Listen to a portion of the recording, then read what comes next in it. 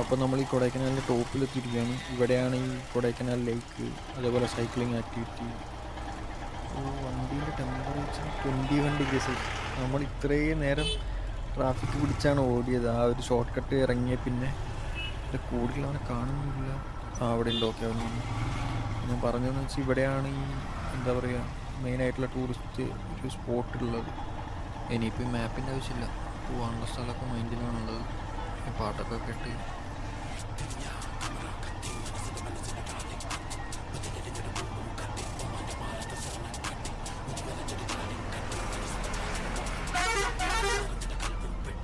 നല്ല തണുപ്പുണ്ട്. തണുപ്പൊരു വഴിക്ക് ഈ സിഗ്നൽ ചേഞ്ച് ആവില്ലെന്ന് തോന്നുന്നു. എനിക്കൊന്ന് പോലീസുകാരനാണ് അവിടെ നിന്ന് കൺട്രോൾ ചെയ്യുന്നത്.